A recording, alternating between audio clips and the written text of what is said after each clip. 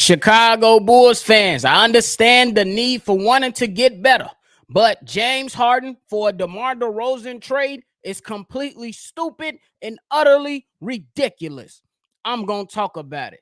I'm going to play this music first. Cognac. Gang.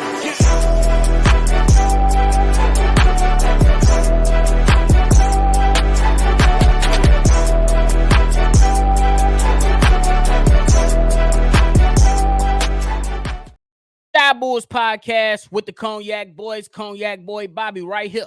If you like what you're listening to today, hit the like button, subscribe to the channel, and shake that notification bell so every time we drop, you be one of the first ones to know. Now, Chicago Bulls fans, a lot of y'all have been in a frenzy over the recent comments that James Harden have made towards the Philadelphia 76ers organization and saying he will never play for that organization again.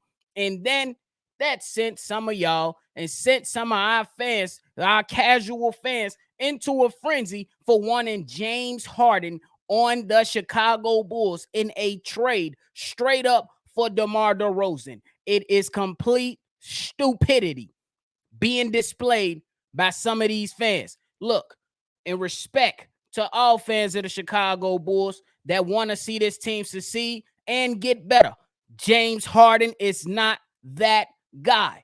First, I'm going to talk about DeMar DeRozan. Appreciate what we have. I do understand there are some guys, including myself, who have came out and said, hey, you got tough decisions to make for DeMar DeRozan by the end of this season, depending on how the season goes with the current construction of this team. Fair and all of that. Even guys came out and said, including myself, DeMar DeRozan, his game style might not fit to the best of what the Chicago Bulls are doing.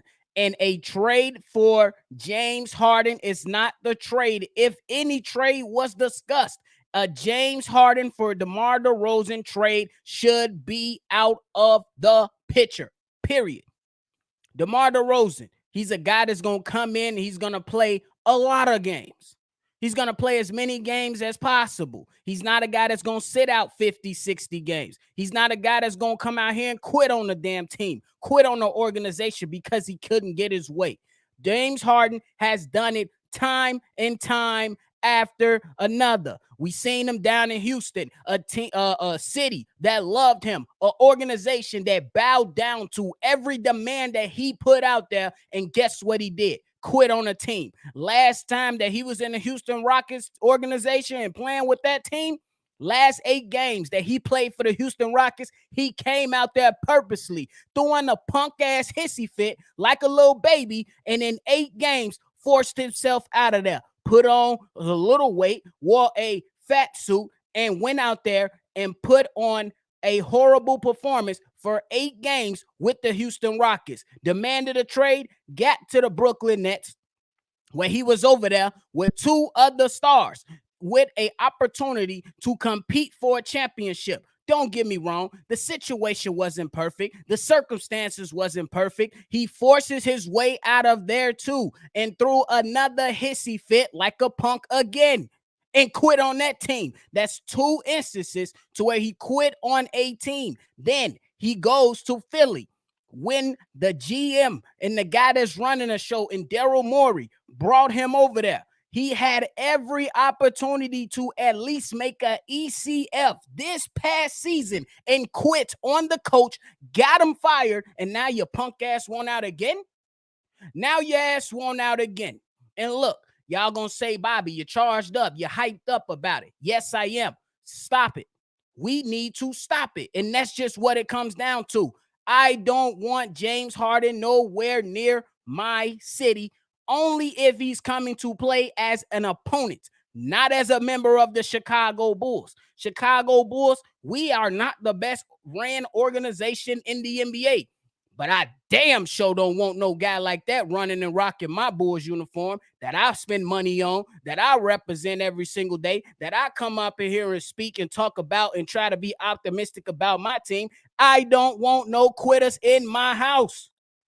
This is our house. And if anybody is coming out there talking about you want a quitter to suit up in a Bulls uniform, you have lost your damn mind.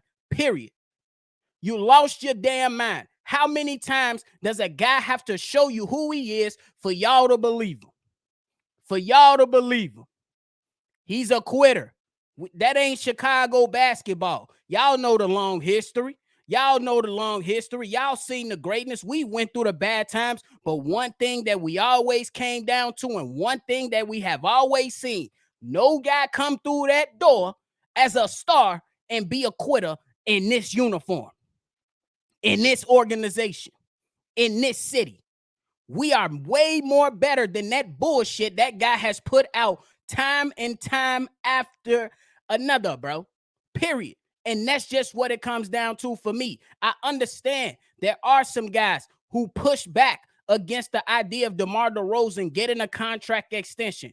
I understand that with the decisions that we have to make. But one thing that we can never say is DeMar DeRozan is going to cheat us out of basketball. He's not going to cheat us out of what we expect out of him in this organization. One thing he has always done is show the hell up for this organization.